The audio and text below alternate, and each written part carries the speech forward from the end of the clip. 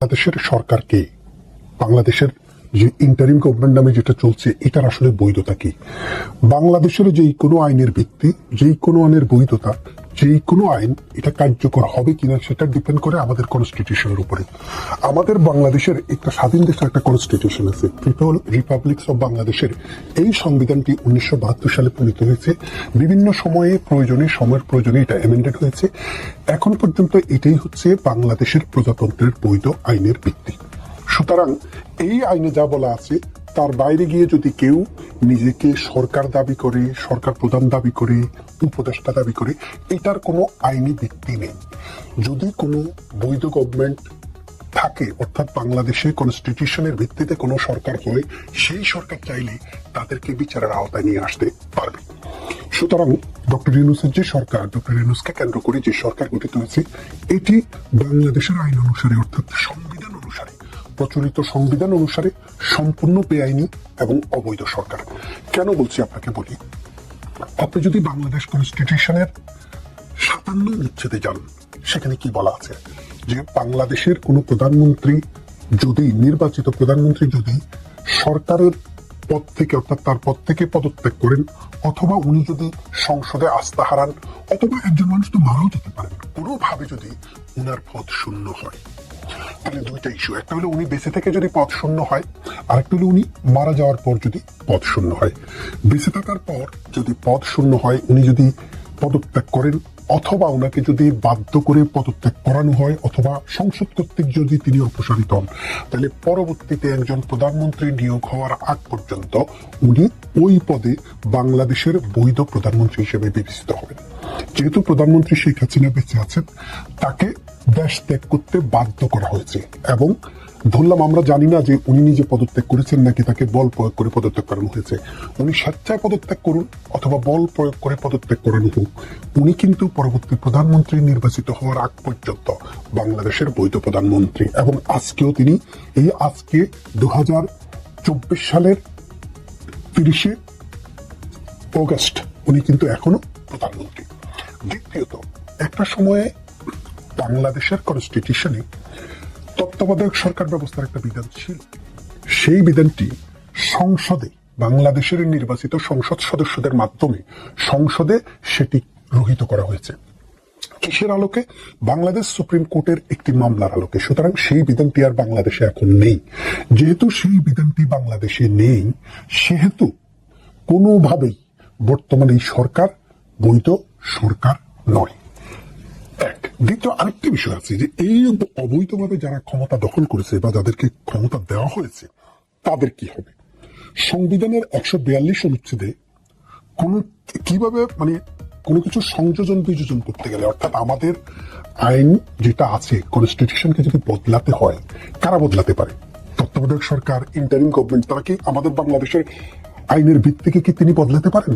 পারেন না। কেন পারেন না? কারণ বদলাতে হলেও পার্লামেন্ট লাগবে, অর্থাৎ জনগণের উইশ হচ্ছে পার্লামেন্ট। এই পার্লামেন্টের ইচ্ছার ভিত্তিতে, সংখ্যাগরিষ্ঠতার ভিত্তিতে কখনো কখনো বাংলাদেশ কনস্টিটিউশন দুষ্পরিবর্তনীয় বলে। কেন বলে? বাংলাদেশ কনস্টিটিউশনের দুইটা পার্ট আছে। একটা পার্ট হচ্ছে মানুষের ফান্ডামেন্টাল রাইট, এবং কিছু স্পেসিফিক আর্টিকেলকে বলা হয়েছে যে এই আর্টিকেলগুলো সংসদের 300 জন সদস্য একসাথে ভোট দিয়ে পরিবর্তন করতে পারবে না। এটার জন্য লাগবে হলো গণভোট। অর্থাৎ যেগুলা আমাদের 1972 সালে প্রণীত সংবিধানের, যেটা আজকে পর্যন্ত বেঁচে আছে, সেটার যে ফান্ডামেন্টাল স্ট্রাকচার, এটাকে চেঞ্জ করতে হলে প্রথমে গণভোট দিতে হবে। গণভোটে যদি এটা পরিবর্তনের বিধান মানুষ অনুমোদন করে, যেমন হ্যাঁ না ভোট হয়েছিল আগে, সেই ভোটে যদি অনুমোদন করে, তাহলে সেটা বদল করা যায়। আর যদি সেটা গণভোটে অনুমোদন না করে, সেটা বদল করা যায় না। 2 নম্বর কথা হচ্ছে, যেসব বিষয় ফান্ডামেন্টাল বিষয় নয়, অর্থাৎ বাংলাদেশ কনস্টিটিউশনের ফান্ডামেন্টাল ভিত্তি হিসাবে পরিগণিত নয়, সেগুলোকে পরিবর্তন করতে হলে সংসদের মোট সদস্যের 2/3, অর্থাৎ যদি 300 জন হয়, সেই ক্ষেত্রে 200 জনের ভোট দিয়ে আপনি পরিবর্তন করতে পারবেন। তার মানে হচ্ছে বাংলাদেশ সংবিধানকে পরিবর্তন করা, বাতিল করা বা যত কিছুই করা হোক, সংসদের নির্বাচিত সদস্যদের মাধ্যমেই কিন্তু সেটা করতে হবে। বর্তমানে যেটা হয়েছে সেটা কিন্তু সংসদের ভোটে হয়নি। তৃতীয় আরেকটি বিষয় আসছে, অনেকে বলে থাকেন যে প্রেসিডেন্ট করেছেন, প্রেসিডেন্ট তো নির্বাচিত, কিন্তু বাংলাদেশ কনস্টিটিউশনে প্রেসিডেন্টকে এইরকম কোনো ক্ষমতা প্রদান করা হয় নাই। আর এই ক্ষমতা যদি প্রদান করতে হয় তাহলে সেটা পার্লামেন্ট করবে। বলা আছে যদি পার্লামেন্ট কর্তৃক উনি রিকোয়েস্টেড হন, অর্থাৎ উনাকে যদি রিকোয়েস্ট করা হয় পার্লামেন্ট থেকে যে আপনি সংসদকে ভেঙে দেন, প্রধানমন্ত্রী কি করলো? পদত্যাগ করলো। পদত্যাগ করে উনি যদি বলে যে আপনি পার্লামেন্ট ভেঙে দেন, তারপরে উনি ভেঙে দিতে পারেন। কিন্তু সেক্ষেত্রে প্রধানমন্ত্রী শেখ হাসিনা কখনো উনাকে সেই রকম আদেশ বা অনুরোধ করেননি। এবং যদি সংসদ ভেঙেও যায় তাহলে পরবর্তী সংসদ নির্বাচন হওয়ার আগ পর্যন্ত এক্সিস্টিং যে সংসদ সদস্য এবং সংসদ আছে সেটা বৈধ থাকে। তার মানে হচ্ছে কোনোভাবেই আজকের কোন সংসদ সদস্য, আজকের কোন মন্ত্রী, আজকের কোন প্রধানমন্ত্রী এখনো বাংলাদেশের যে আইন মোতাবেক, আইন কাঠামো মোতাবেক আমাদের রাষ্ট্র পরিচালনার দায়িত্বে আছেন। আর যারা রাষ্ট্র পরিচালনার নামে তত্ত্বাবধায়ক সরকার বা অন্তর্বর্তীকালীন সরকার নামে আছেন তারা আইনগত কোনো ভিত্তির উপরে নেই।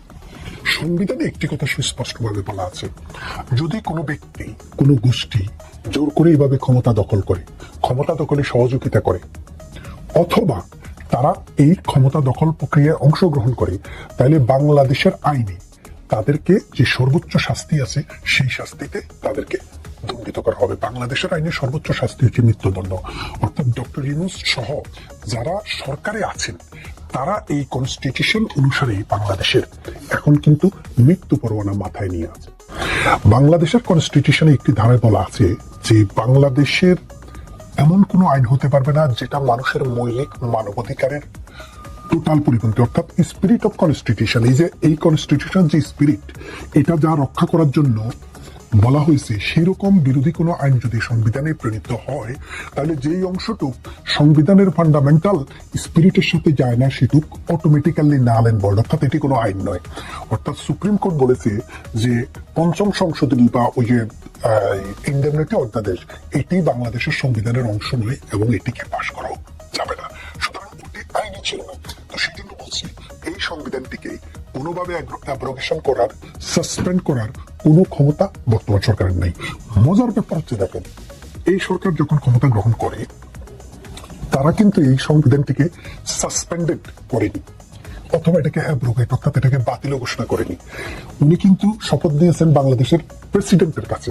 তার মানে হচ্ছে প্রেসিডেন্ট একটা কনস্টিটিউশনাল প্রতিষ্ঠান, এই কনস্টিটিউশনাল প্রতিষ্ঠানের কাছেই কিন্তু উনি শপথ দিয়েছেন। এবং জায়গায় জায়গায় মামলা দেওয়া হচ্ছে। এই মামলাগুলো কিসের ভিত্তিতে দেওয়া হচ্ছে? বাংলাদেশের প্রচলিত আইন অনুসারে। এই আইনের ভিত্তিটা কি? আমাদের এই সংবিধান।